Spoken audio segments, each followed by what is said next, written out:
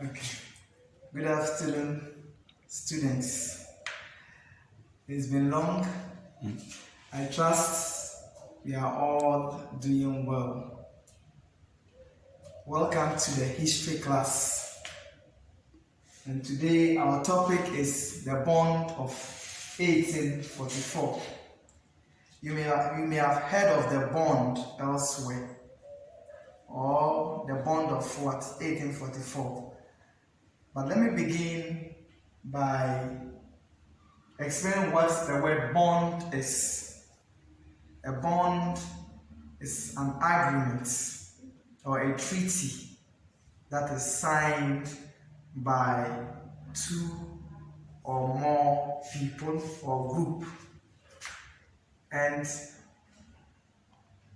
on whom the terms of the bond or treaty binds. Now, there was a bond that was signed in the Gold Coast in 1844. It was primarily between the Europeans, specifically the British, and the Fanti and other southern states. But before we get into the details of the bond,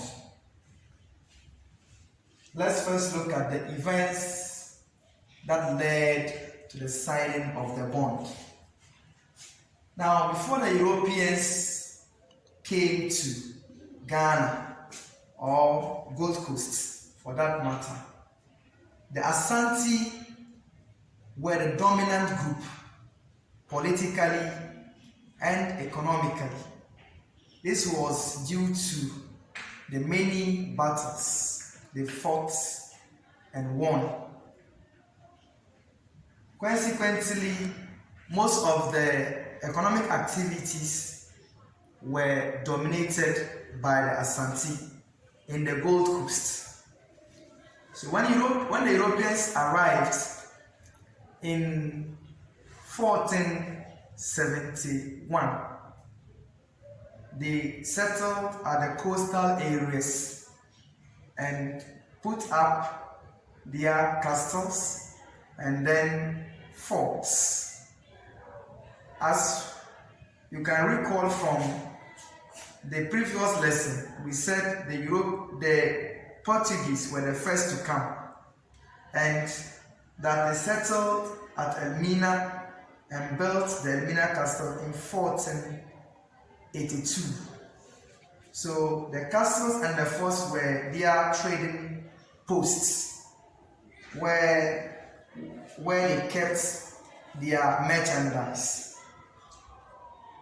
However, about 1800 or in the early 19th century, most of the other Europeans left the shores of the Gold Coast and transferred their possessions in the form of forts and then castles onto the British. And so the British now took possession of most of the forts and castles in the Gold Coast. But at this time, the British were also engaged in some trading activities with the local people. So those who benefited most were those who lived at the coastal areas. Among them included the Fanti. And so they served as middlemen in the trade. Middlemen here means that they went to buy the products from the hinterlands or the interior part of the Gold Coast and then sold them to the Europeans or the British who lived in the forts and the castles.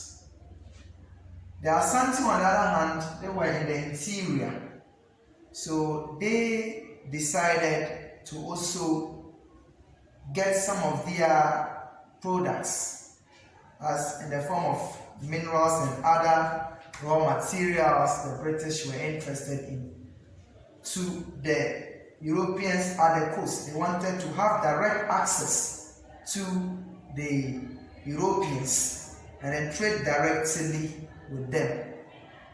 What this means is that they wanted to circumvent the Fanti who lived in the coast and acted as middlemen. This didn't go down well with the Fanti and other southern states.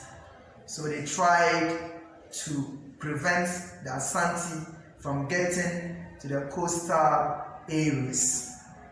They also acted in a way as to soil the reputation of the Asante, in the sense that some of the gold and other goods they bought from them, especially the gold and other minerals, they tried to soil them.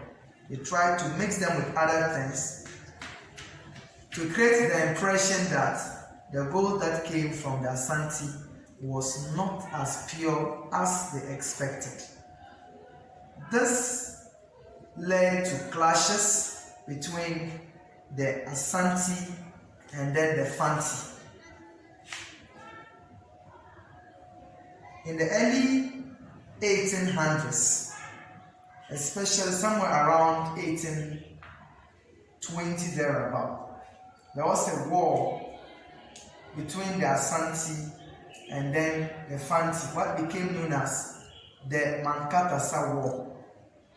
In that war, the then governor of Sierra Leone, who acted at the same time as the, not governor per se, but he acted as the overseer of British possessions in the Gold Coast, interfered with local politics.